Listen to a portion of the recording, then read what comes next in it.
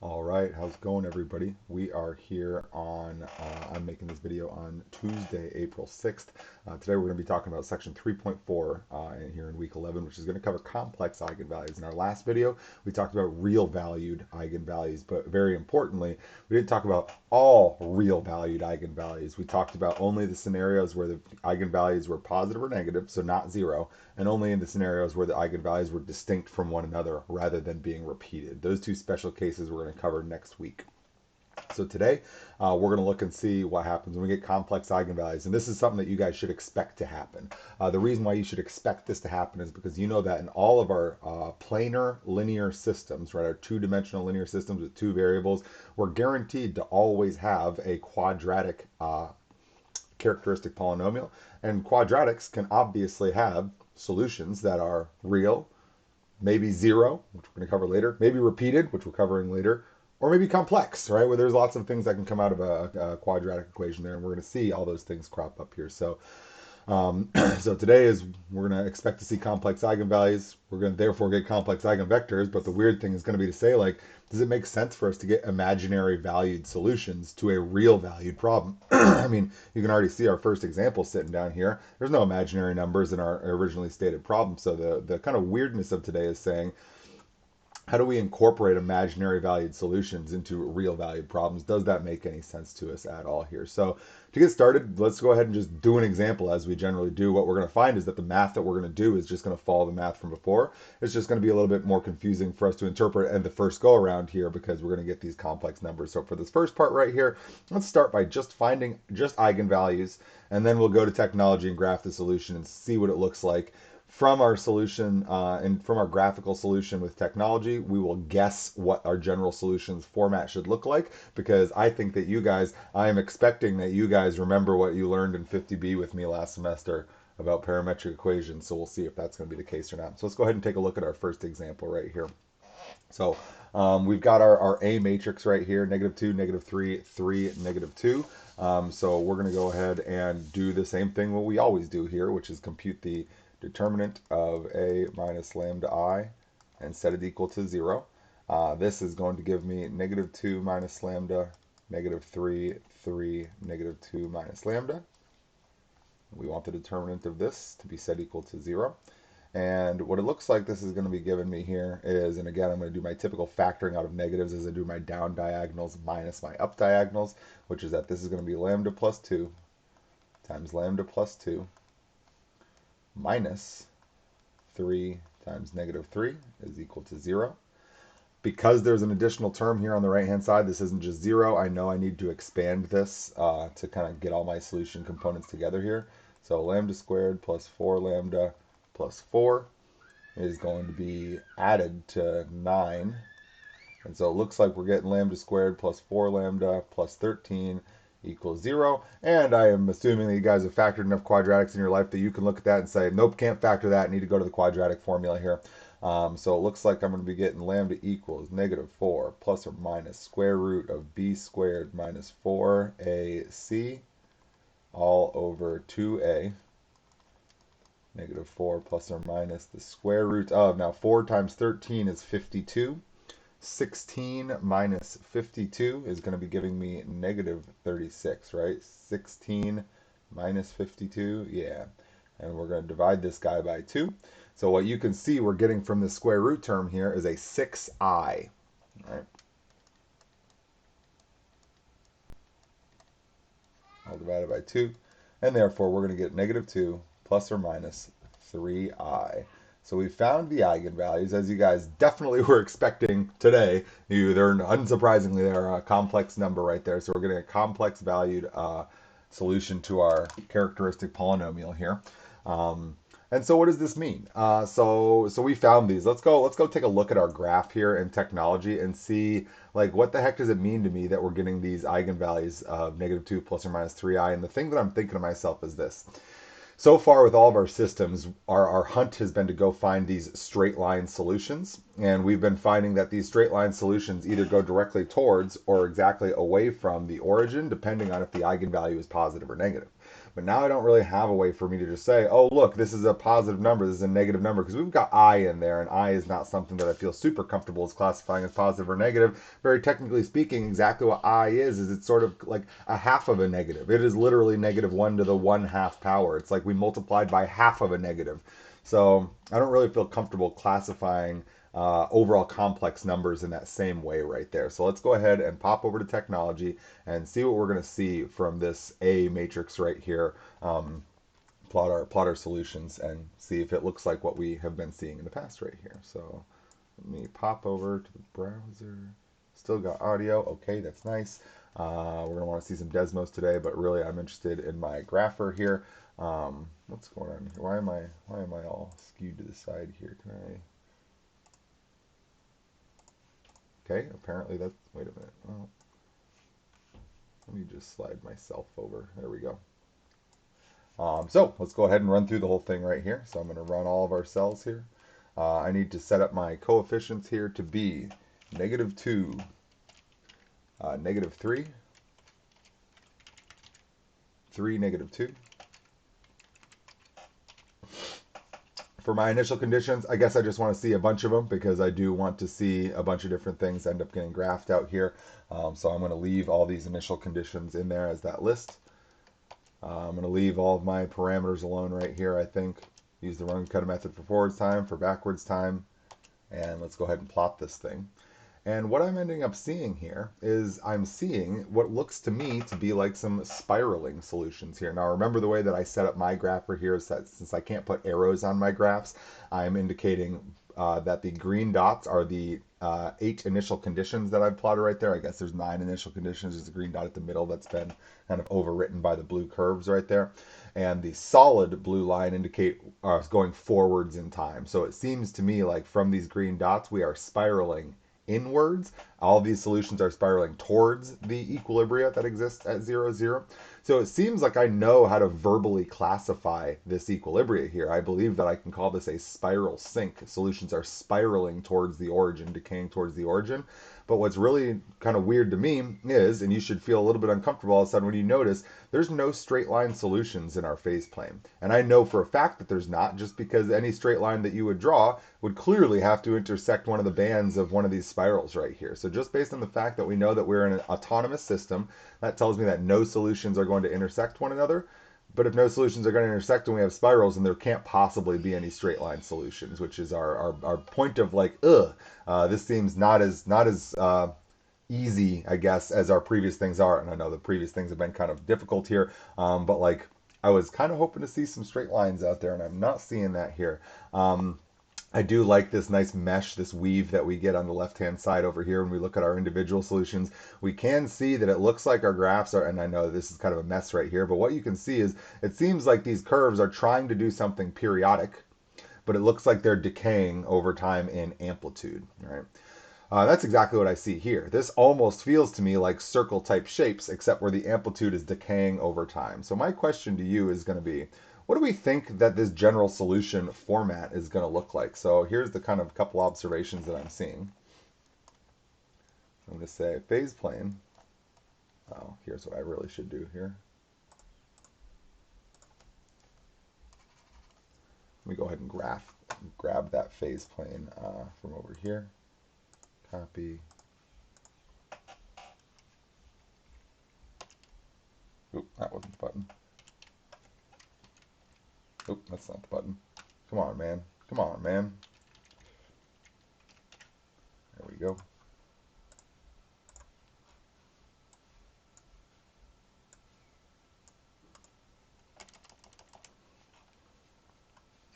So here's what I'm seeing here. So our couple of observations here are going to be, oh, come on.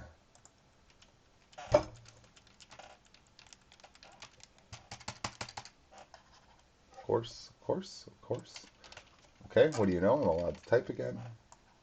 And I'm allowed to write again. Okay. So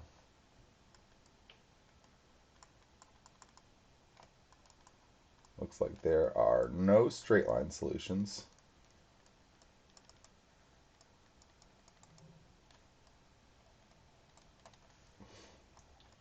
Solutions seem to spiral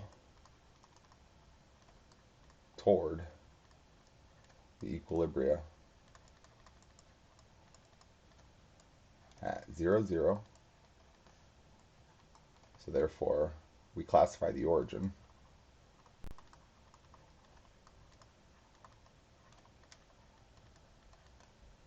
as a spiral sink. Now, what I want to ask you guys is, dig deep all the way back to your Calc 2 knowledge here. In Calc 2, you should have formed the parametric equations that are associated with spiraling. And what I'm thinking is, these spirals seem to me like they're trying to be circles. These are just circles where the radius does not stay constant all the time. So, what should our parametric solution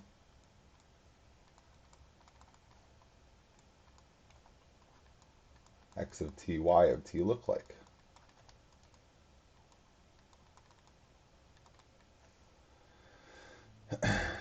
Spirals seem like circles.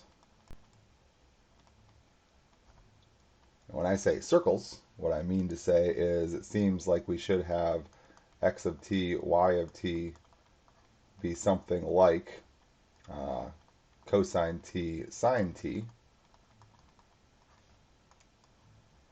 But the radii get smaller over time.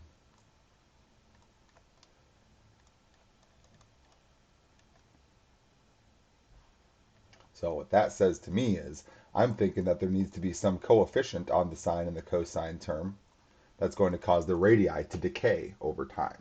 What I know is that when I define these equations like this, x equals cosine t, that one that I didn't write right there, that's representing the amplitude on the individual graphs. It's representing the radius term when we think about these collectively as parametric equations. I'm thinking to myself, x equals r cosine theta, y equals r sine theta. Well, what is our radius? Well, I no longer think it's going to be constant. I think this is like a circle, except where the radius is changing over time to be getting smaller and smaller and smaller. So what I'm expecting to see is some sort of e to the negative t cosine t, e to the negative t sine t, or something to this effect, right? This is kind of what I think my generic format might end up looking like here. This would be showing me that we're going to experience an exponentially decaying radius with a circle. That's what a spiral really is. It's a circle where the radius is changing over time. So in the radius slot, rather than putting a constant there, I put something that's variable that's going to decay over time. I think this is a pretty reasonable judgment that I can give right here. So this isn't going to be exactly right, but I think this feels to me like a perfectly reasonable format, like type of structure that I should expect to see associated with our general solution that's associated with this guy here. So the question, though, is that how do we connect imaginary numbers to trig functions here?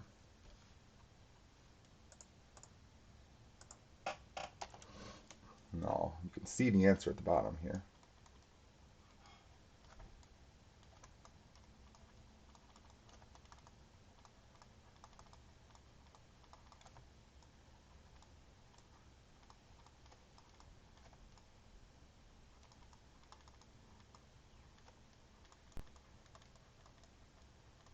Now, this is something I think most people have seen before, but I feel like every time I teach this class, a couple people are like, oh, what's this? I've never seen this before. So Euler's formula is what's going to help us make this relationship here between imaginary numbers and our trig and exponential functions here. So what I'm going to do, I guess, is I'm going to state Euler's formula here. So what we are kind of anticipating here is looking up top, what we know is that these e to the power of, this is where our lambdas have gone in the past, right? For all of our real valued solutions, we did things like e to the lambda 1t, e to the lambda 2t. So I'm sort of expecting that these complex valued eigenvalues, I don't have any real reason to think that they wouldn't be expressed up in this exponent up here. So e to the a plus ib. So this is just my general statement of Euler's formula here. This says if you take e to an imaginary power, well, you should notice first of all that a has nothing to do with an imaginary number here, so I can separate this into two different exponents right there. When we multiply those together, we add their powers. And Euler's formula, importantly, is going to talk about this second term right here, which is going to say Euler's formula says that this should be cosine of b plus I sine of b, or just written as e to the a cos b plus I e to the a sine b. All right. So this is what Euler's formula is telling us we can do. This seems sort of outrageous that we can use imaginary powers of the natural exponential to get trig functions here. But the good news for us is that we can prove that this is going to be true. I'm going to show you. I'm going to sketch a proof. This is one of those things where for any real mathematicians out there in the world watching, I acknowledge that this does not represent proof, but strong evidence and a good relationship to a proof that is available out there. I'm just skipping any of the fine details that are going on here. So let's take a look real quickly at this Euler's formula proof right here, and I'll post this guy in Canvas as well. Come on, give me a. Why can't I? Can I not? There we go. That's what I wanted. So Euler's formula states, Euler's formula is telling us is that e to the I theta is going to be cosine of theta plus I sine of theta, right? That's the imaginary component of what I just wrote down in our notes right there. One of the many ways that you can prove that this is true is by using Taylor series. And in fact, if you've taken my Calc 1 or my Calc 2 class, then I've had you do this with Taylor series. You should recall that Taylor series are polynomial representations of continuous functions f of x, where the approximation is centered at some location x equals a, and we form this infinite series that we're looking at right there, where the function f of x is represented by the infinite series, and you guys, I'm assuming, recognize these terms. We've got f of a, we've got f prime of a. We're dividing by the sequential factorials there. We're always multiplying by x minus a to the power of the term that we're looking at right here. Other things of interest, you guys should notice that this first chunk of this right here, I'm going to unhighlight in a second. I just want to kind of emphasize what I'm looking at right there. That first piece right there, this is literally just the formula for a tangent line to a curve right there, right? Taylor series just increase the degree of polynomial that we're using to approximate, starting with a linear approximating polynomial, which is always going to be a tangent line, right? So we can compute the Taylor series of each of the three terms that appear in Euler's formula, and we'll show that they're going to be the same as each other. I'm going to center them all at x equals 0. A more general proof would show that this works centering at any location out there. So what are we going to get? I can find my Taylor series for cosine in this format right here. By doing the work right there, taking my derivatives, incorporating my factorials. It's always x minus 0 to a power because we're centering our estimate at x equals 0. And we are going to get something that I hope that you guys vaguely recall from your learning about Taylor series in Calc 2. One of the important things to notice here is that cosine is an even function, and we do get only all the even powers of x that are associated with it. And you should notice that these, the signs on these are alternating. We go positive, negative, positive, negative, positive. We can do the exact same thing with sine, and unsurprisingly, you should notice down here for our results for sine, we get all odd powers of x, and we know that makes sense because sine is an odd function. The only difference, okay, I should be highlighting like that line right there. The thing that I know is that up here, I've actually got an I times my sine component right here. So rather than just finding the Taylor series for sine, I then multiplied by I. So all of our terms have an I in them also when we multiply I times sine. That I gets distributed across the infinite number of terms that are in the Taylor series right there. And again, these are alternating powers. Positive, negative, positive, negative, positive. Now, the one that's kind of actually interesting to us is this e to the ix. We can compute the Taylor series of this guy just like anything else. And when we go ahead and we do that, what we're getting here is, notice here we're getting every power of x is represented, 0th, 1st, 2nd, 3rd, 4th. We're getting all of our typical factorials on the bottom, but the interesting thing here is you should notice that these are alternating a little bit differently. We go positive, positive, negative, negative, positive, positive, and the reason for this is because it takes two powers. It takes an I to the second to generate a negative. So it really takes every two i's is when you change signs, right? And just write out your powers of I as in a list, and you'll see that they do go positive, positive, negative, negative. Now, this is actually going to work out excellently because notice that this has all powers of x represented for e to the ix, whereas sine and cosine have all even powers, then all odd powers. When we weave together the evens and the odds that both alternate positive, negative, we're going to get positive from the cosine, positive from the sine. Negative from the cosine, negative from the sine. Positive from the cosine, positive from the sine. And we're going to get that exact same sine pattern that we saw from the e to the ix. So The cool thing we can do here is literally just add together the two Taylor series from cosine and I sine x, and what you'll see is that the sum of those two Taylor series is exactly the Taylor series that we were generating for e to the ix right there. We just added together their Taylor series and recognized that the sum of two Taylor series gave us the third Taylor series that we had checked out right there. Um, so some interesting relationships here. You should notice that sine and cosine both have a period 4 derivative, meaning if every 4 derivatives I take of sine and cosine, we loop back on ourselves again. Um, and uh, and they alternate which function is going to be 0 in each of the slots. We're missing each of the alternating terms right there. All the terms in I sine x are all imaginary, and the terms in cosine x are all real, and they alternate when ordered by degree, right? And we can see that imaginary, real, imaginary, real, imaginary, real popping up in the e to the ix terms. You should notice that e to the ix also has a period 4 derivative because we know that the powers of I rather than derivatives of sine and cosine take 4 to repeat. I to the fourth is 1, and then you multiply by another I to the fifth, that's just equal to I.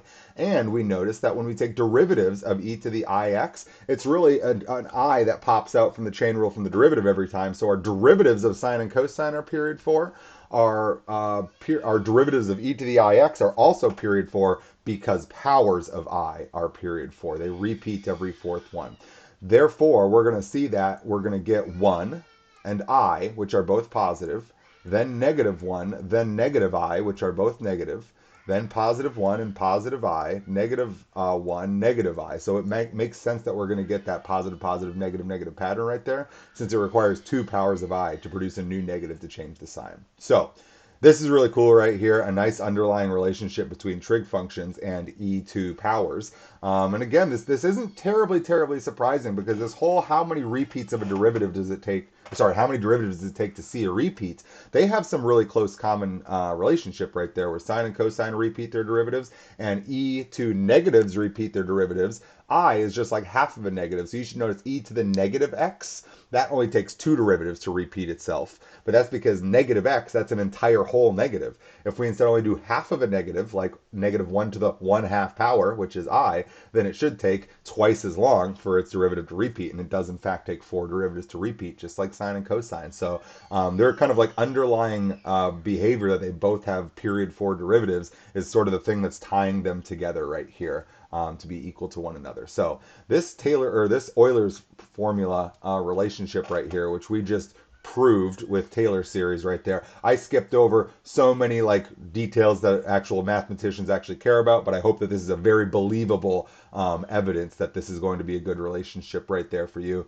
We're going to use this heavily today to kind of build our general solutions here. This is how we're going to go from e to an imaginary powered eigenvalue to being represented as the sines and cosines that are actually associated with spirals. All right, this is going to be our relationship that we need right there. Very cool. By the way, this will be posted in Canvas right.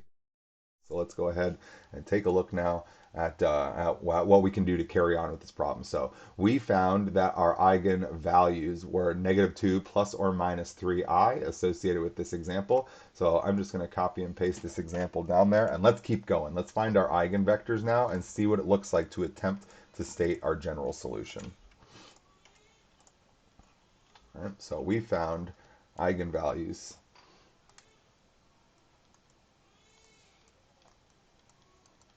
And what do we find? I'm forgetting my, okay, it wasn't negative. -2 plus or minus 3i.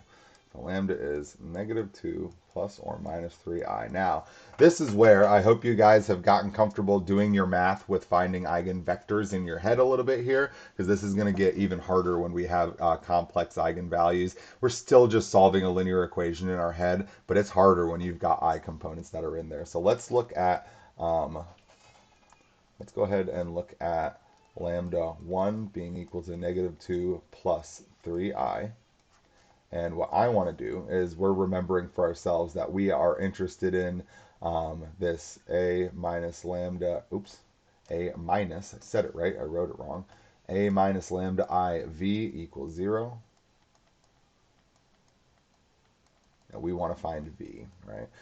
So I'm thinking to myself, this should be -2 minus negative 2 plus 3i. That's my first term. Negative 3, 3, negative 2 minus negative 2 plus 3i times xy equals 0, 0. So that's gross. So let's see if we can clean this up a little bit. Negative 2 minus negative 2, those just cancel. That's negative 2 and positive 2. It looks like overall we're just getting negative 3i. Be really, really careful right here. These parentheses right here, students drop these all the time and end up being off by a negative. Always use your parentheses when you're doing your complex eigenvalues, since you're sticking in a sum or difference of two terms into that lambda slot right there. And similarly down here, negative 2 and positive 2 cancel, again leaving us with the negative 3i right there. So, wait a minute, didn't I? Okay, I see. Wait a minute, shouldn't I have?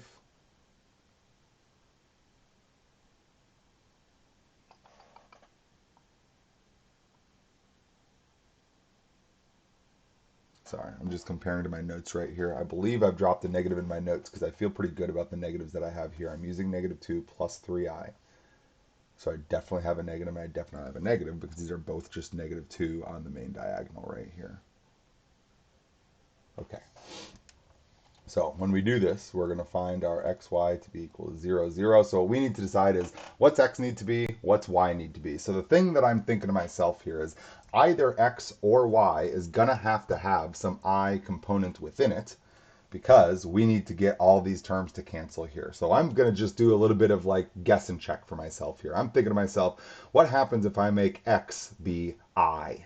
If x is I, then I times negative 3i is going to give me negative 3 times negative 1, because we'll have an I squared in there, which is going to give me positive 3. And notice positive 3 perfectly cancels with negative 3 to give us 0, so we could just choose x to be I and y to be 1, and I think this will work out.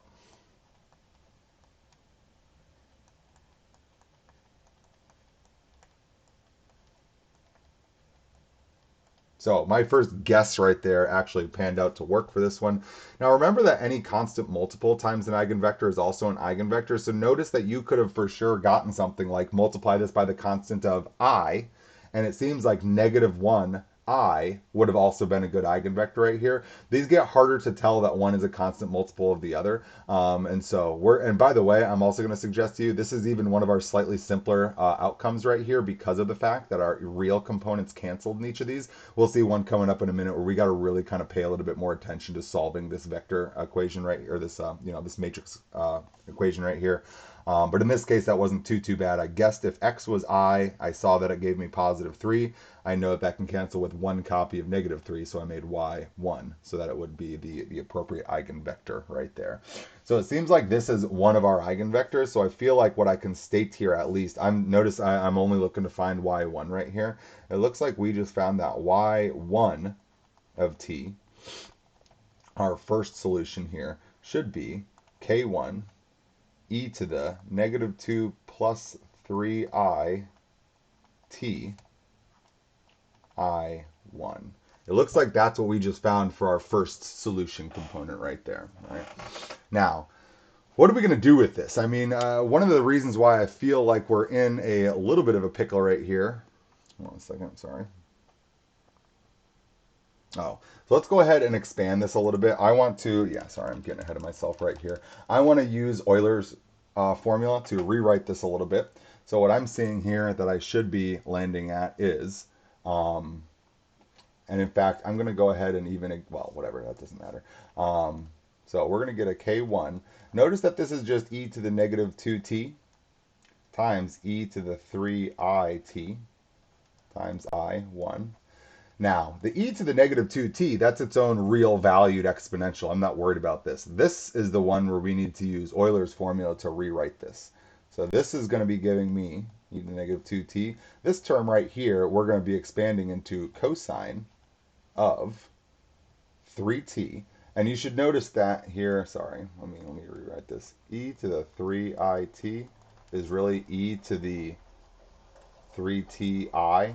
And that's what, according to Euler's formula, is cosine of 3t plus I sine 3t. So that's our Euler's formula usage right there. That I is I shouldn't have stuck the I in the middle is basically what I'm saying. I think of it as being on the end, and all the coefficient on I is the stuff that ends up as the arguments within sine and cosine right here.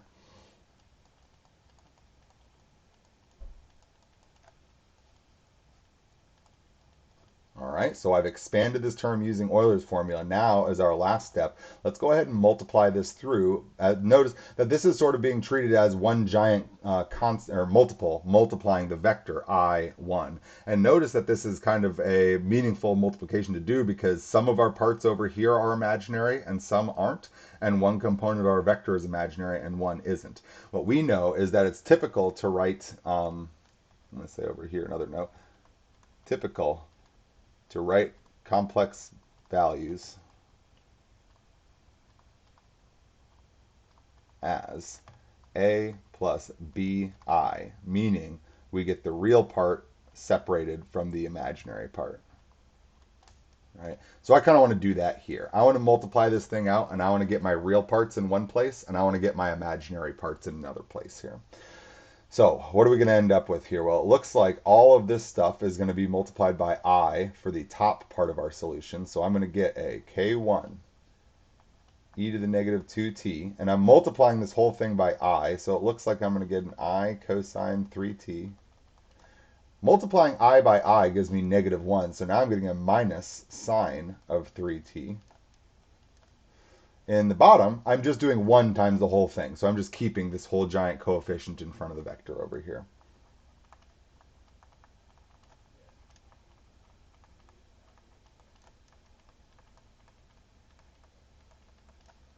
All right, so it looks like we're really, really close right here. I'm just going to multiply this thing out so that I can get all of my real parts on one side added to all of my imaginary parts on the other side. So here's my y1. And again, notice this is only one of our two parts of our solution.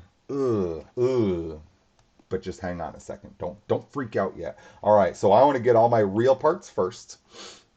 So what are my real parts going to look like? Well, this K1 is really just a constant hanging out outside of both of these guys here. And in fact, I can even go so far as to say that e to the negative 2t is also, I'm not really too worried about it right here, but it does seem to me like I'm going to be getting a negative e to the negative 2t sine 3t, right? And notice that the negative was on the sign. For the real component on the bottom, I'm also getting an e to the negative 2t, but it's positive with the cosine of 3t. Plus, and maybe I'll just leave this k1 out here the whole dang way, I times, right? Just like this a plus bi over here, I want this I written once as the coefficient on the entire imaginary term. So where's all the imaginary stuff? Well, I see an e to the negative 2t cosine 3t here.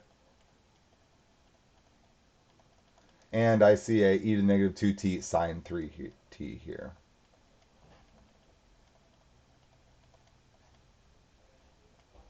Okay, so this looks to me like our a plus I times b. So this is our real part,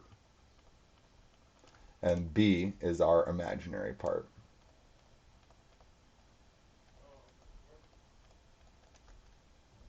Now, one really important technicality that I just did right here is that when I drew these little arrows, I did not say that IB is the imaginary part. When we talk about imaginary component or imaginary numbers, we refer to A as being the real component and as a B as being the imaginary component because B is what's getting multiplied by I. We're going to want to kind of use that idea here coming up in 1 second here. So here's the deal with this guy right here. What I want to also suggest before we go ahead and state our theorem right here is this. So let's say, what about y2?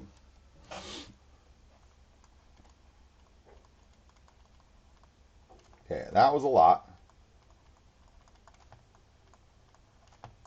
And it was all for y1 of t.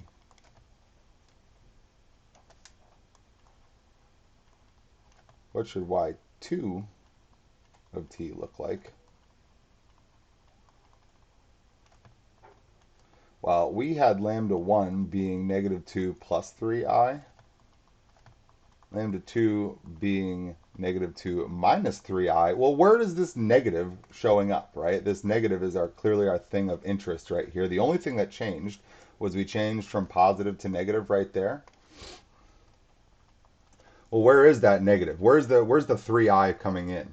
That 3i was really this exponential coefficient right up here. So notice all that would result in is us getting cosine of negative 3t and sine of negative 3t right here.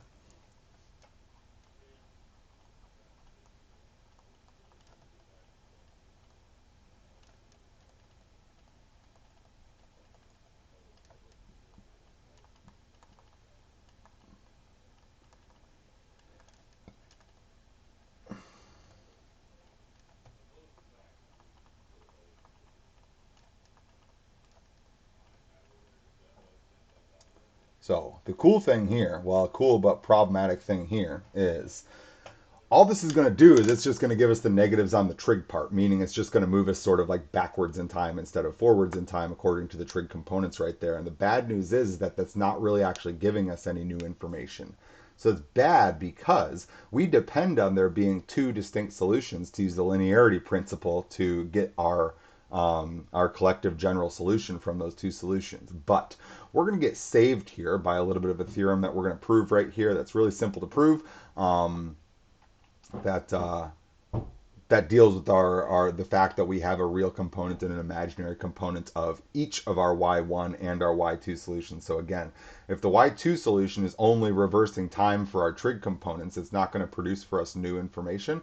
And so we're not getting anything new. So it's just this y1 seems to be good enough for me right here. So here's the theorem that we're going to end up getting. Given any generic linear system out there where and importantly, where A, B, C, and D are all real valued numbers right here, right? We're not starting with anything complex. It's kind of the whole point here is that our dilemma, like it would make sense to get complex answers if we had complex inputs, but we didn't. We had real valued inputs, right? And if we have that, we can write y of t as the real parts plus the imaginary parts. We did exactly this, right? Here's our real parts plus I times our imaginary parts. You can think of this as y real and this is y imaginary right here. That's A and that's B. Then what we'll find is that the real part alone and the imaginary part alone are both individually their own solutions. They both work out as a solution alone. Particular solution, certainly, but they both work out alone. And what that means to me is this. What we've been doing for the last couple sections is we've been finding a y1 and a y2, and we've been saying k1 y1 plus k2 y2 forms the general solution. Today we found y1 and y2 and found that they didn't give us two distinct pieces of information, so it's really basically like we only have y1. However, y1 is a complex valued number, meaning we can write just y1 as y1 real plus y1 imaginary. And it turns out that since the real and imaginary parts are both their own distinct solutions, we can actually just take linear combinations of the real part of y1 and the imaginary part of y1 to still form a general solution, right? So we sort of lost something there in that we didn't get distinct y1s and y2s, but it turns out that y1 had two parts, each of which could be considered their own distinct solution, and therefore, as long as they're linearly independent, the linearity principle is still going to get us to that general solution just by only having the one solution right there, which is really, really cool. So let's go ahead and write out our brief little proof of this guy right here. So we've got that dy dt equals a y is our setup right here, with y of t being equal to the real part plus I times the imaginary part. Right? And this is exactly what we did above.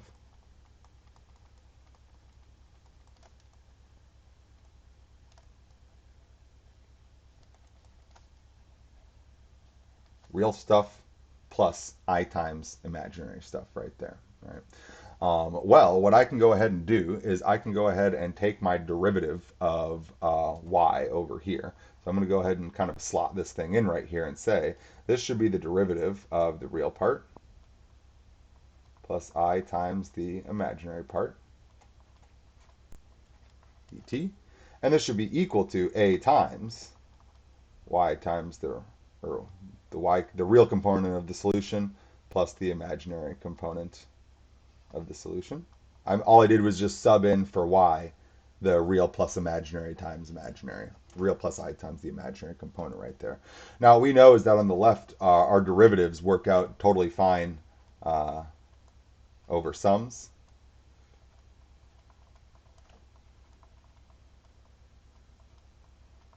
And on the right, I can totally distribute this matrix multiplication as long as I keep my A on the left-hand side.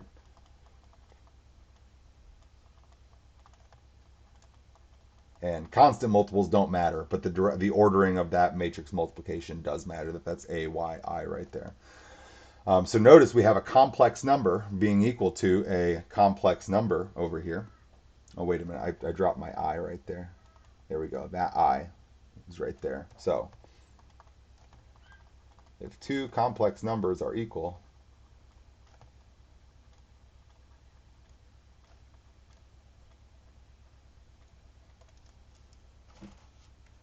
come on, get out of here, get out of here, get out of here, get out of here. I'm trying to do some math here. Real parts match. Imaginary parts match. Right? Another way for me to say this would be if A plus BI equals C plus DI, which is exactly our case in this equation right here, then it must be the case that A equals C and that B equals D. It's got to be the case right there. And so from this implication right here, we are going to see that it must be the case that the derivative of the real part of our y solution is equal to a times yr, which is the definition of y actually being a solution to the system of differential equations. And we're going to get that I dy, excuse me. Notice that the I doesn't show up in our statement right there. That is not necessary. All we're showing is that the product times the thing that we're multiplying I times is going to be equal to one another here.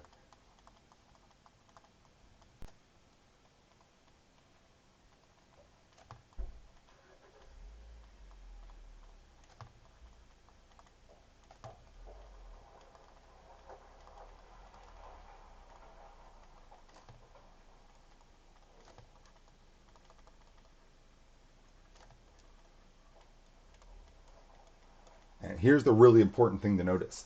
I don't need the number I to state that these are generally individual solutions, right? Notice that this I is part of our solution y1, but all I really needed was the A and the B and not the I component from this thing to state that A is a general solution and that B is a general solution, where B is the thing that's multiplied by I. I am not saying that I times B is a general solution. I'm saying that straight up B, a real number, is one of our two solutions right there. And therefore, we are going to be able to say that our general y of t solution should be able to be equal to k1 times the real part plus k2 times the imaginary part. And when I say the imaginary part, I mean the real number that's being multiplied by I.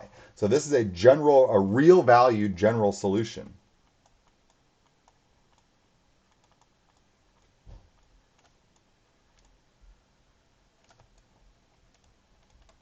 So what this means is that we really only need the real and imaginary parts of one of the two solutions to be able to form the general solution using the linearity principle right there, which is super cool. So it's sort of like for like 60 seconds there, we were like, oh no, we don't have enough information. And then we just said, oh, we only have half of the number of solutions, but that one solution has two parts, and each of those are individually solutions, so we can just use those two parts to get back to the linearity principle, providing us a general solution once again. Real handy-dandy right there. And super importantly, this is a real valued solution. So even though we needed to transfer through complex imaginary number land, we did pop back out on the other side with a real valued solution to a real valued problem. We just needed imaginary numbers to help get us there, which is pretty dang cool here. So we do get this from the linearity principle as long as we do have our given that we have linear independence of the two solutions here. And so we found then that our solution should be, so I'm going to copy down from above.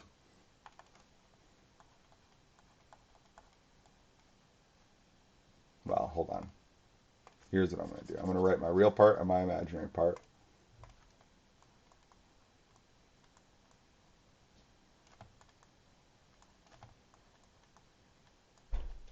So when we found our real component right here, we found the negative e to the negative 2t, so sine on top, cosine on bottom, negative on top.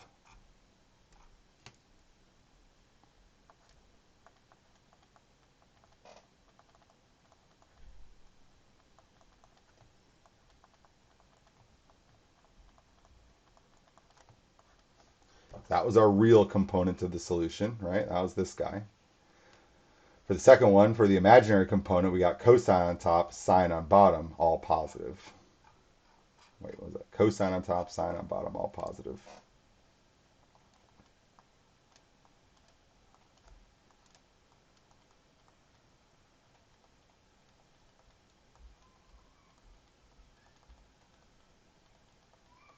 You should notice, therefore, that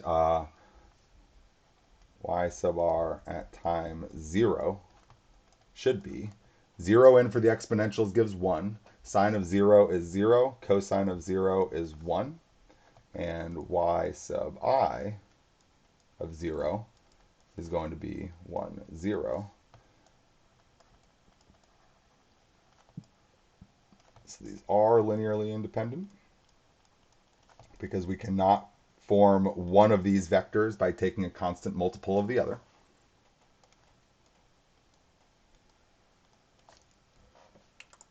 So what we're going to get as our final solution here is that y of t is going to be equal to k1 y sub r plus k2 y sub I, which is going to be equal to k1. And I guess I could now write this as, I'm going to just multiply all this stuff together and get our one big giant solution here. Come on, give it to me.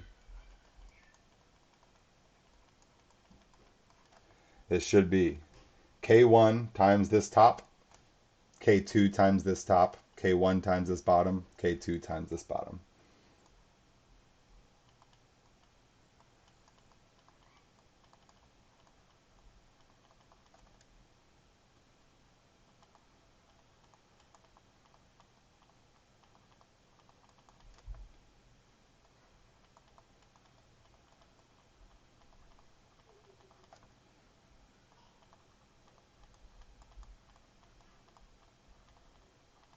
All right, and we now have our general solution.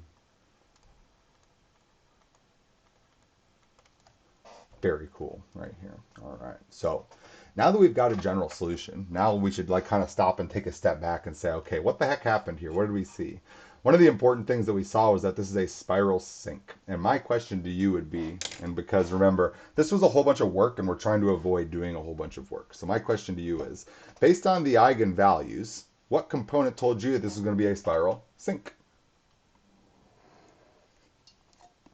One of the things that we know about complex numbers is that they always crop up in conjugate pairs, right? We're always going to see these numbers as that plus or minus happening in between them, a conjugate pair. So the thing that I'm noticing here is that that positive versus the negative 3, we essentially discarded that difference right there. We only used one of our eigenvalues and its corresponding eigenvector to form our general solution. This negative 2 seems to therefore be the better descriptor of this thing, and that makes a bunch of sense because the real component of negative 2, that negative is what's telling me decay, right? That's exactly what we saw in our last section. Negative eigenvalues decay towards 0, positive eigenvalues are sourcing away from 0 right there. So it seems reasonable to me that this real component of our eigenvalue of negative 2, that's what's telling us that we should have been a sink in this case. And that if that were a positive 2, then we would have seen us sourcing away from 0, 0 instead. So it seems like given lambda equals a plus or minus bi.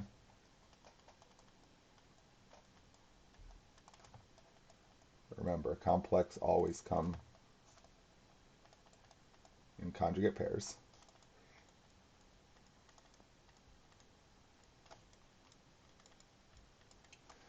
That it should be that if a is less than 0, then we're going to get a spiral sink. If A is greater than 0, we're going to get a spiral source. And by the way, another thing to remember here now is that where is A? A is like our -2 in this guy up here. So this is our decaying exponential in the radius component of this guy. So that's how I know that that's going to control my sinking and my sourcing. So what's the only other A value we haven't discussed yet, and what behavior is it going to lead us to? The one that we haven't looked at then should be A equals 0. And my question to you is, what should happen when A is equal to 0? What types of shapes should we end up seeing? Well, if A is equal to 0, then that tells me that we're really going to be getting things like e to the 0t up there. And that's just the number 1. So that tells me our general solution is just going to look like constant multiples of sine plus cosine for x and for y without any changing radius. So that means to me we should be getting things that don't do any spiraling.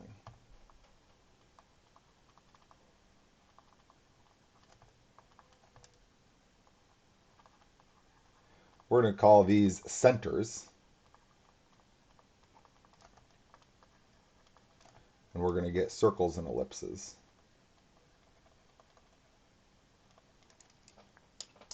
Or periodic orbits.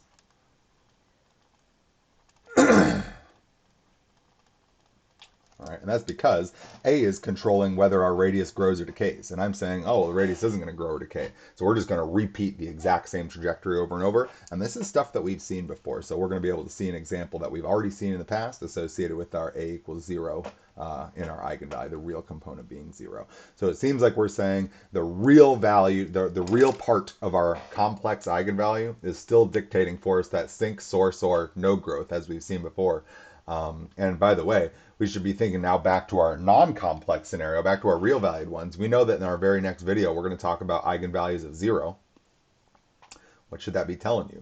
I should be telling you we're not growing or decaying away from the origin. So what's going to end up happening there? It's a little bit weird. It's going to be a kind of weird case there.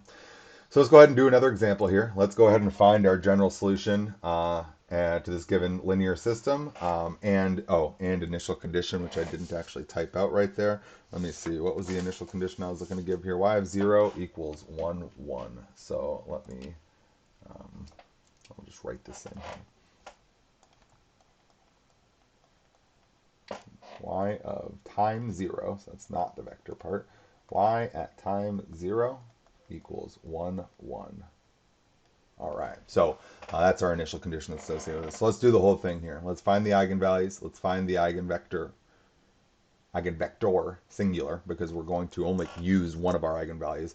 We're going to decompose the thing into its real parts plus I time its imaginary parts.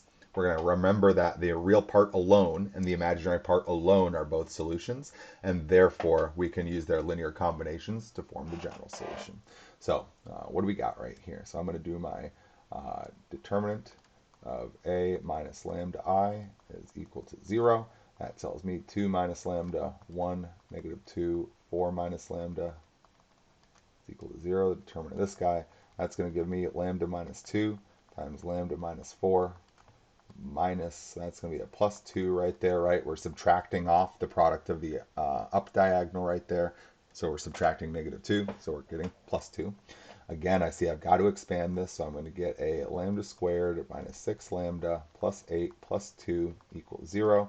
Lambda squared minus 6 lambda plus 10 equals 0. And if I'm going to solve this guy with the quadratic formula, it's going to tell me that lambda is equal to 6 plus or minus the square root of b squared minus 4ac all over 2a. And that's 6 plus or minus square root of negative 4 over 2, which is 6 plus or minus 2i over 2, which is 3 plus or minus I. So I found my eigenvalues to be 3 plus or minus I. So that tells me that my solution, y of t, oh wait a minute, sorry, let's go find our eigenvector first and then we'll state our solution here. Now for our eigenvector, I generally just grab the positive one here, 3 plus I. Then that's going to tell me that we're looking at, and again, I usually copy my work from this little thing right here. We've got 2 minus 3 plus I, 1, negative 2, 4 minus 3 plus I times xy equals 0, 0. This is going to give me negative 1 minus I, 1, negative 2, 1 minus I. Now, here's a weird thing about these guys. What's tough for me to see here is that in all of these matrix scenarios that we've come up to up till now, what we've seen is like two lines that are very obviously redundant of one another, like 1, negative 1 and negative 1, 1, or 2, 6 and 1, 3 as our coefficients, to where they're obviously just two, one's a constant multiple of the other, so it's not providing us new information. It's not super clear to me that I actually see that here anymore. Right now, turns out, fortunately for you, there is a quick and easy trick to doing these pretty easily most of the time, and that is this. What I'm always looking for when I'm looking for my solution vector right here is I'm really recognizing that there's a 1 right there, and that 1 is going to make this whole dang thing easy for me. Here's what I'm going to do. I'm going to say to myself, listen, what I want is the sum of this component and this component to go to 0 when multiplied by x and by y, right? Since I have one copy of this, what that really means is I want one copy of positive 1 plus I, because 1 plus I and negative 1 minus I would cancel and go to 0. So what I'm always hoping to do is take my complicated imaginary component right here and multiply it just by 1. And take my non-complicated, real-valued component here and multiply by whatever I need to get to be the opposite of this thing right here. So what that's going to immediately tell me is that I should be choosing here for xy. I want x to just be 1, because I'm going to leave alone my complicated component. I'm going to let y just be the opposite sign of the complicated component, because times 1 is just then going to be the positive version of the negative of this, and they'll cancel and go to 0. So I'm just going to get a 1 plus I right there. And that'll be my eigenvector for this guy. I don't know why I just did v sub I right there. V sub 1. Call that lambda 1 is my v sub 1. Now, I feel a little less confident about this. I should check this with the second row, all right? So again, with the first row, what I'm seeing is 1 times negative 1 minus I is negative 1 minus I. 1 plus I times 1 is positive 1 and positive I. So those clearly cancel with one another to take us to 0. What's going on in the second row? Well, in the second row, we're going to get x is 1, so I'm just going to get negative 2 plus 1 plus I. Oh my gosh, I can't write right now. This is me verifying that this eigenvector also works on the second row of our matrix, even though they should be redundant. I'm trying to verify. This is negative 2. And what do we know we're going to get over here? It looks like this should be 1 minus I squared. We know that I squared is really negative 1. So it does seem like that worked out for me right there. So I mean, I don't know. I always feel like I have to double check these. I'm assuming that none of you are as confident with just doing a whole bunch of binomial multiplication of imaginary numbers. It's like, ugh, like I should. It's not obvious to me at all that we're getting that redundancy from row 1 to row 2 right here, because those imaginary numbers are just harder for me to feel out in my head. But it turns out that row 1 and row 2 are constant multiples of each other, even though you kind of can't really see it here. It's just that constant that we're referring to has imaginary and real parts to it. So the good news is we've got an eigenvalue and we've got a corresponding eigenvector of the 1 plus I right there. So it now seems like our general solution should look like y of t being, and I'm just going to write this as e to the 3 plus I t times 1 and 1 plus I. Right? Now what I still want to do here is write this as the real and imaginary components and then let those be y1 and y2. Now decompose into real and imaginary. So here's what we're going to get. We're going to get, this is going to be e to the 3t, e to the it, 1 plus I. The e to the 3t is the real part. It's going to get left alone. Notice that that 3 is a positive, suggesting that we're going to be growing, that this is going to be a source. I'm expecting a spiral source here. So e to the 3t, this tells me that we're going to be getting a cosine of just 1t plus I sine t times the vector 1, 1 plus I. So now I can go ahead and I can multiply through by that 1 and 1 plus I. So it looks like what we're going to be getting here is e to the 3t cosine t plus I e to the 3t sine t. On the bottom, I'm getting 1 plus I times, so this is like a binomial times a binomial here, right? So I've actually got to FOIL out what's happening in the denominator down here. So it looks like down here in the denominator, I'm getting 1 times cosine, and I'm going to just let my e to the 3t just float along out front right there as a constant coefficient. So I'm going to get 1 times cosine. I'm going to get 1 times I sine. I'm going to get I times cosine. And I'm going to get I times I sine. That's going to become a negative real valued sine of t, all right? Because that was an I times I right there. So now I'd finally like to break this down into being just the real parts plus just the imaginary parts over here. So I'm going to now get my real part in the top is the e to the 3t cos t. My real part on bottom is e to the 3t cos t. That's my one real term. The other real term is the negative sine t. So minus e to the 3t sine t. That's my real part. Plus, I'm going to just leave that big old constant multiple of I sitting out front. So I've factored out the I from the remaining 3 terms that have I, which you can see that are right here.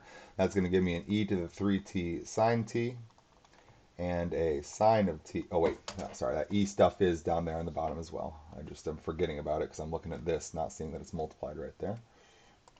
And that's going to give me my e to the 3t sine t plus e to the 3t cos t. So this seems to be my general y of t right here, or I should say sort of like my y1 of t. And notice I'm calling this y1, I should have written it right here, y1 of t, because we only used eigenvalue and eigenvector 1. Now that I've got my real part and my imaginary part, I can now, this is my y sub r, and this is my y sub I. I can now use these to form my general solution right here of y in general of t should be my k1. And I think now is a good time for me to finally factor out my e to the 3t's.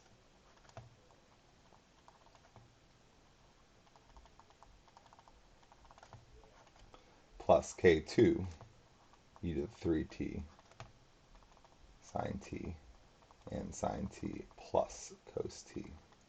And there we go. We've got our, oh my gosh, oh my gosh. It's so hard to draw big straight lines digitally here. There we go. Oh, watch as I screw up the top one.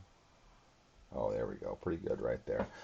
So this is K1 times the real part plus K2 times the imaginary part. We took the linear combination of the real parts and the imaginary parts because they are both individually their own solution to find our general solution. So this is good. Let's go ahead and verify using technology that we are in fact going to get a spiral source that's associated with this guy here. So 2, 1, negative 2, 4 is what we're looking for. 2, 1, negative 2, 4.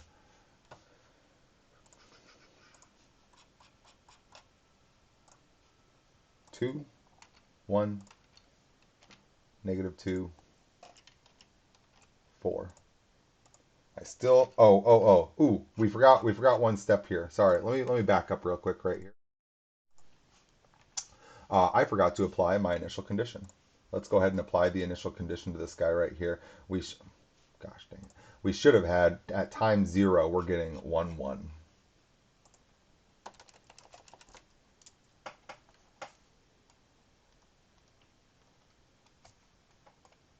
So now after all that hard work of drawing those difficult lines, I got to unblock them right here. Now y of 0 equals 1, 1. And that should be. So it looks like I'm getting, when I plug in 0, e to the 0 is 1, so I'm just getting k1. Cosine of 0 is 1, cosine of 0 is 1, and sine of 0 is 1. plus K2. Plug in 0 for t, I get 1 for the exponential. For this part, I get a 0 and a 1 right there. So it looks like I'm solving the equations of 1 equals K1 and 1 equals K1 plus K2.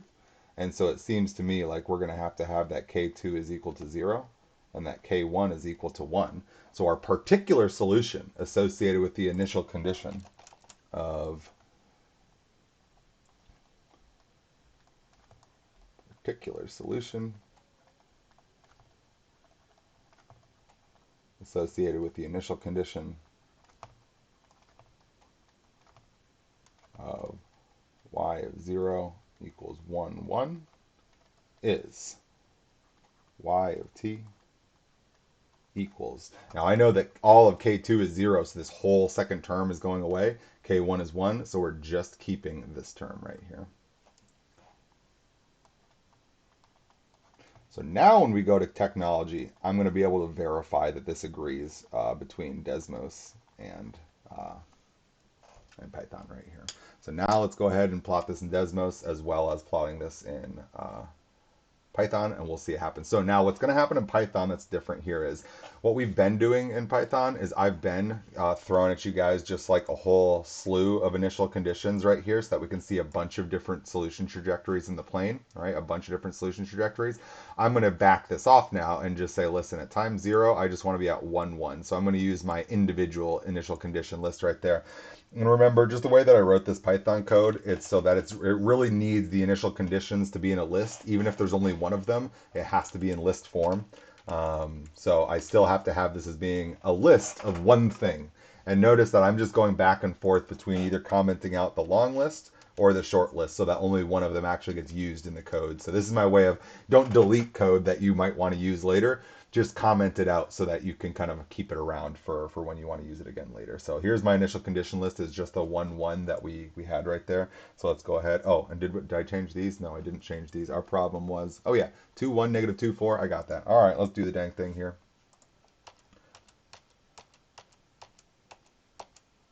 So one thing I'm noting is that we're clearly moving away from the origin in positive time, so I do feel good about that sourcing type behavior. It does seem like we're doing not much, and then we start to do some trig things, the swooping back and forth right there, but I only get to see one swoop of it. So let's go ahead and see if I plot this same equation in Desmos, do I get a curve that's going to look like this guy right here. So over here in Desmos, what we just came up with is we just came up with our solution of e to the 3 cosine t was the top.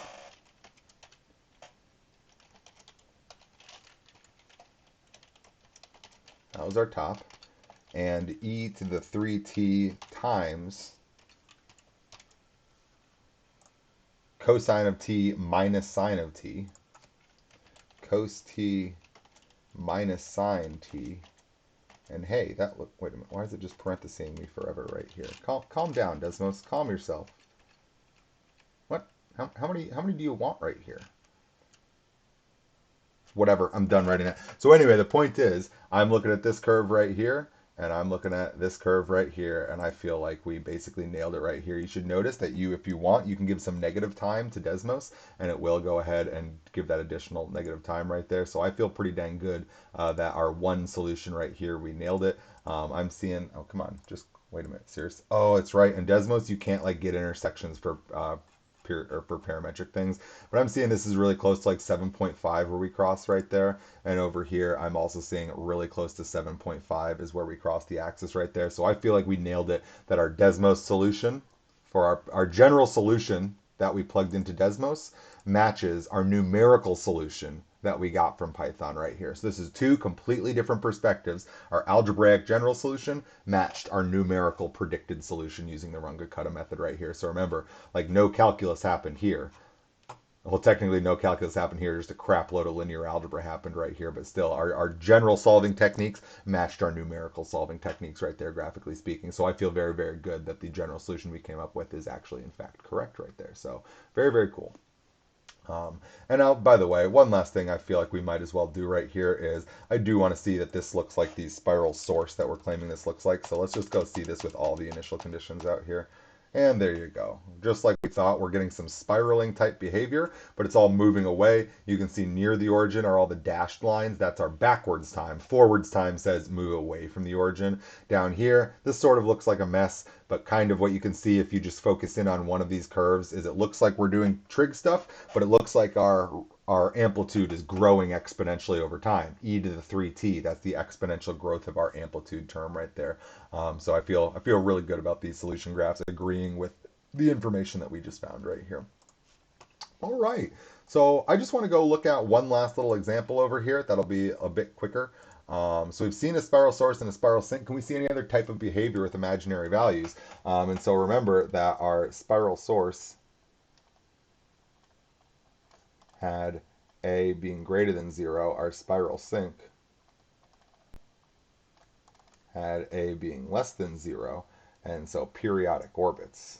No change in radius, or at least, and when I say no change in radius, I feel like that's misleading because then you think circle. Ellipses are okay too. It at least repeats its exact same behavior on the next lap again. So let's go ahead and take a look at when have we seen this before. We have already seen periodic orbits, right?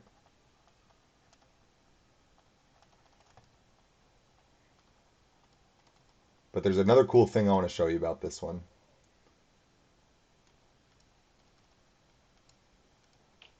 So we've already seen that when we have an undamped harmonic oscillator, meaning there's no damping force. Remember that this is like putting a mass on a spring on a frictionless plane to where when you pull it back and forth and let go, it just goes back and forth forever. It's exactly repeating its same behavior every period. There's no like decay over time. If we had a damped harmonic oscillator, then I would expect to see spiral sinks where we'd kind of repeat the same thing but with less extreme behavior every time. Spiral sources, those do come up naturally, but are a little bit less common. Lots and lots and lots of physical scenarios that we experience in real life are damped harmonic oscillators where things decay towards no motion over time. And those are all going to have spiral sinks as their phase plane diagrams out here. So let's go ahead and take a look at this as our last example. We've literally already done this problem. We've already seen what the solutions look like. I just want to show you one last little piece of math that kind of ties this all together for us right here. And I'm assuming that some people are still struggling converting this into a system, so this is something we should keep on doing right here. So this is saying to me that y double prime equals negative 2y right here. And so what I'm going to do is I'm going to create my new variable. I'm going to say that the derivative of y with respect to time is what I'm going to call v. Then my derivative of v with respect to time, well, the derivative of v is the second derivative of y. It should just be negative 2y right there. So it seems like that's my direct way to write my to write my system. And then I get to write this now as dy dt equals, now my coefficient matrix looks like, if we have our y stuff and then our v stuff, there's no y in the first slot, there's one v in the next slot, there's negative 2 y's here, and there's no v's. And that looks like my general system that's associated with our second order differential equation right here. So what I am now going to go ahead and do is find my eigenvalues, find my eigenvector, state my general solution. But again, I'm going to show you one last cool thing to prove to us what our trajectory should be looking like right here. So my determinant of a minus lambda I is going to get set equal to 0. That's going to give me negative lambda 1, negative 2, negative lambda. That works out really, really nicely. Notice that our main diagonal is 0, so we just get negative lambdas on that main diagonal right there. The determinant of this should be equal to 0. This is just going to give me lambda squared plus 2 equals 0. So it looks like lambda needs to be 2i, right?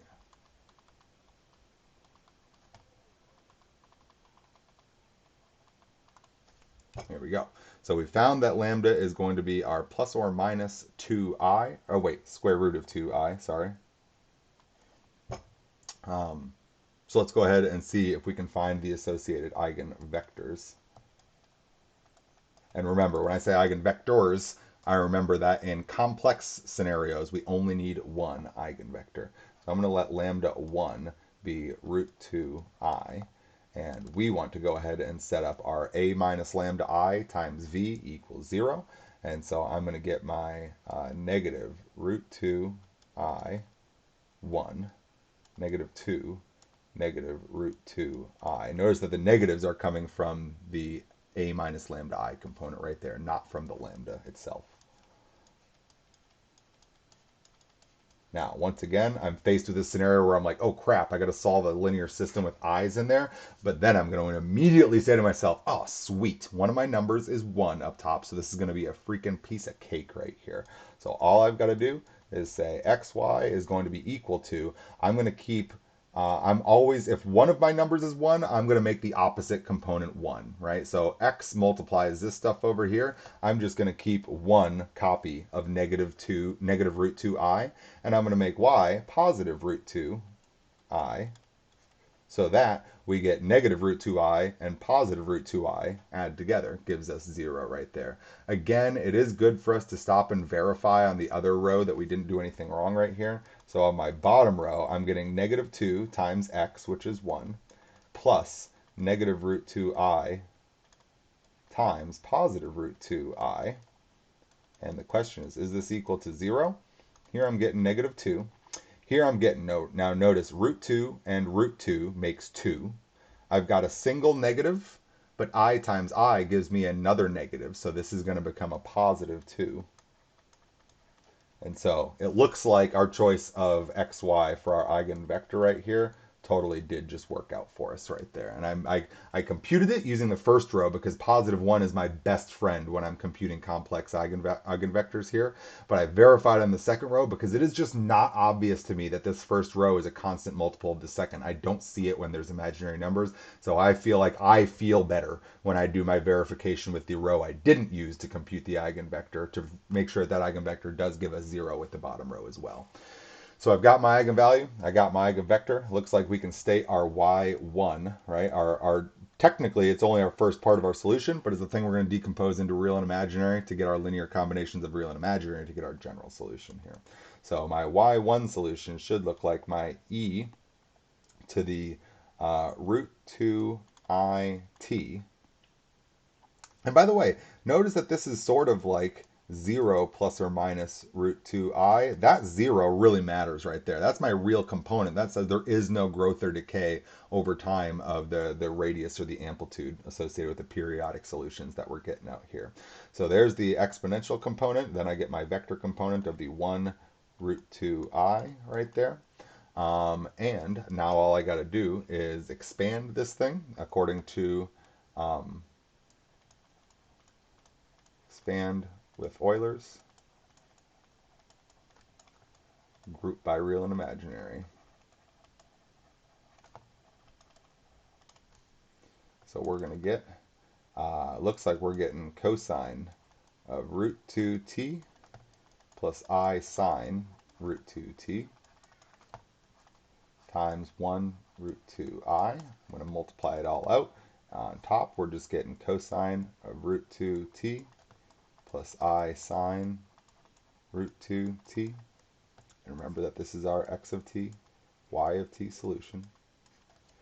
And on the bottom, I'm multiplying root 2i by all this stuff here. So it looks like I'm getting root 2i cosine root 2t minus root 2 sine root 2t. And remember that minus is coming from I times I is negative 1. So finally, let's go ahead and write this as the real parts versus the complex parts right here.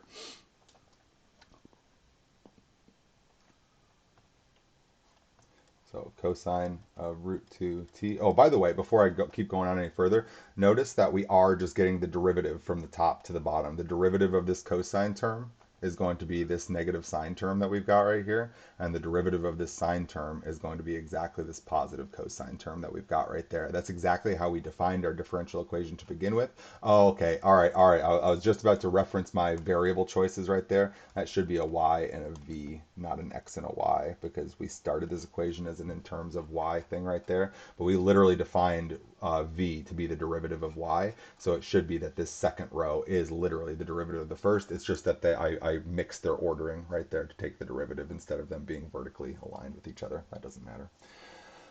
So negative root 2 sine of root 2t plus I sine root 2. So as promised in our previous video, there is so much writing to do in this section, and even if you can get down with what's happening with the math, there's just so many parts to this.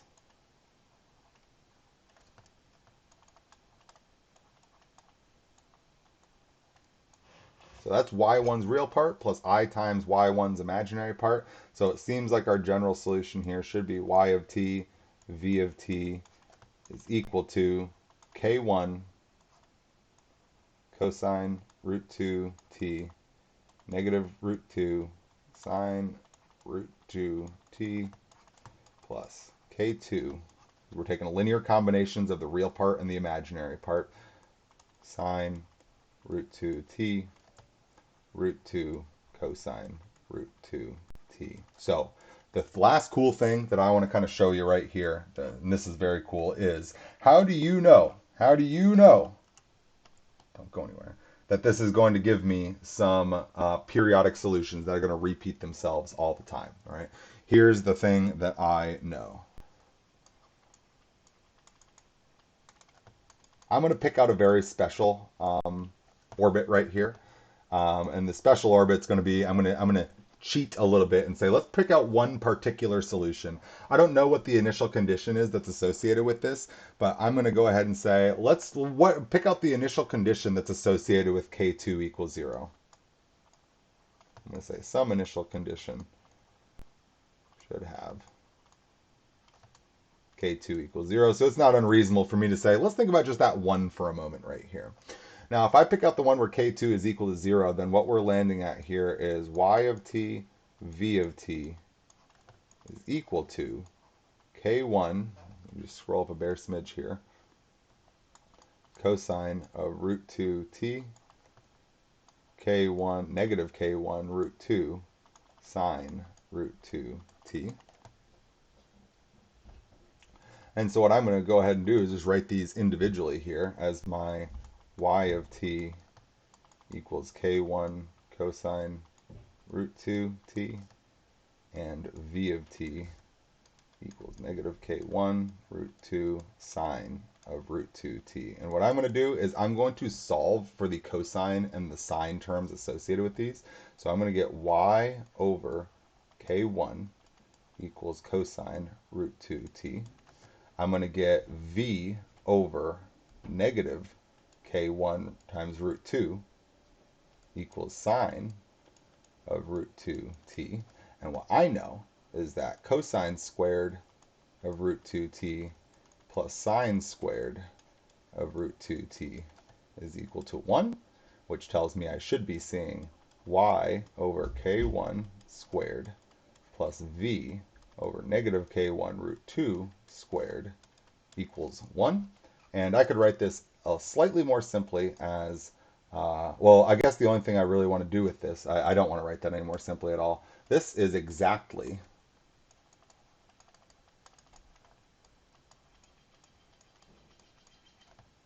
the general form of an ellipse.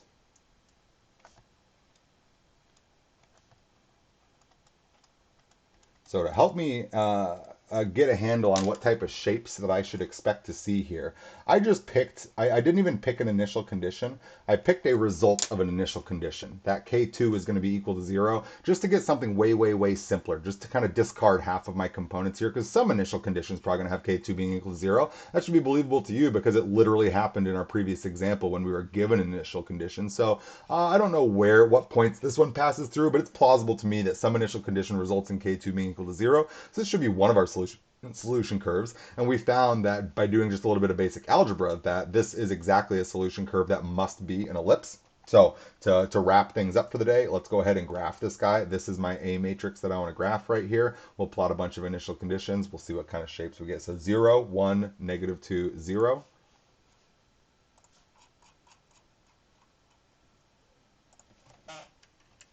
0, 1, negative 2, 0.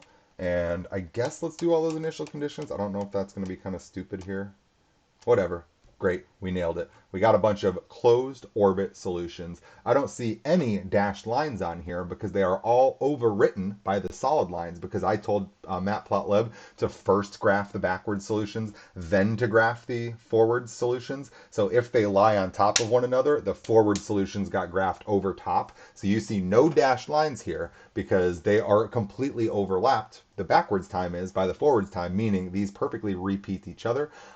This is a terrible, terrible, terrible viewing window for this one right here. Maybe we can do something like make that go from -5 to 5, and make this thing go from like -3 to 3 or something like this, and this will be maybe a bit more of a satisfying set of graphs to read right here. So there we go. We see all of our trig functions out here, importantly, are never altering their amplitude. We've got that perfect horizontal bar bounding those things for all time. That's helping us understand that we are going to get perfect repeats of all these things that are out here. We're getting perfect closed orbit solutions, which, by the way, can't trust that we would have gotten those if we weren't using the Runge-Kutta method. We've seen the ones where they come around and they don't quite meet back up again, where they're doing some very light spiraling, using when we're doing like Euler's method instead of using Runge-Kutta, stuff like that. So it does look like we're getting our nice uh, closed orbit trajectories with these guys right here when the real component of our eigenvalue is equal to 0 right there. So I feel real good about this solution being exactly what I was expecting to see right here. Let me get both these graphs thrown in here. And I think that's what I've got for you today. So big takeaways from today is I don't think this is too terribly.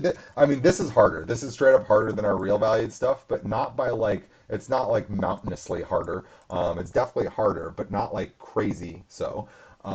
You really just got to be a lot more careful with your matrix operations going on here. Things like computing these eigenvectors. This is way more uncomfortable. Stop and slow it down and write down your linear equations that are associated with this to show your work. I keep on just like sort of doing them in my head and be like, if you guess this, oh, I'm right. Like, that's not going to happen for you every time. I'm just a better guesser by now because I've done 1,000 of these things right here.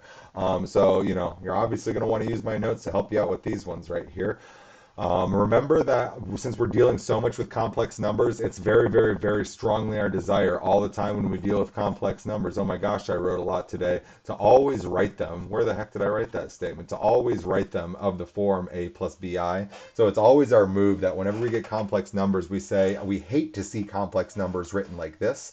We like to see them with a real part plus I times the imaginary part over here. And that's like a requirement of this stuff here today because we need to identify the real and imaginary parts so that we can take their linear combinations to get our general solutions right here. So use your Python stuff a lot, use Desmos stuff a lot right here, and verify that your general solutions do in fact match your numerical solutions from Python with Desmos and stuff like that. So now we've covered 3 new categorizations of the equilibria that exist at 0, 0. We've seen sinks, sources, and saddles with our real distinct. We've seen spiral sink, spiral source, and center. We've seen 6 total classifications now with our complex valued ones. We still need to go talk about what happens when eigenvalues repeat, what happens when one of them is 0, what happens when both of them are 0, and then there's actually even still a couple like kind of weirdo fringe cases that are also out there. So next week we're going to talk about the repeated and 0 eigenvalues. Then nicely, you're going to see in section 3.6, we're going to talk second order equations. You guys have already seen the niceness that happens with second order equations. So that section 3.6 is going to be a little bit easier. It's just going to be us like kind of finally formally stating some of the convenience that we've seen out of these guys. Like for example, you should notice in this one right here, maybe the last thing I'll write here today is that you should notice that we came up with the equation here. This is y double prime plus 2y equals 0, and we came up with lambda squared plus 2 equals 0 was our characteristic polynomial. Right?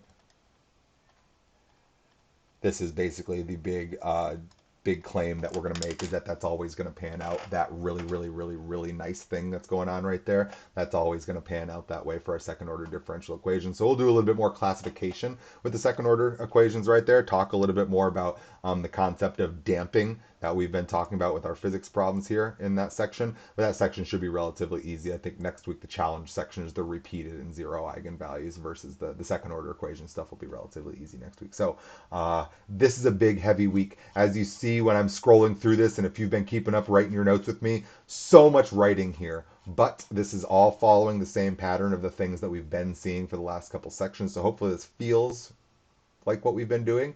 You're going to write a mountain. There's so much writing associated with these 2 sections this week. So please stay organized and think carefully and don't drop your negatives and get good with your eyes for your eigenvectors and all that good stuff out there. I'm going to see you guys in week 12 for repeated and 0 eigenvectors and our second order equations. I will see you guys then. Have a good one.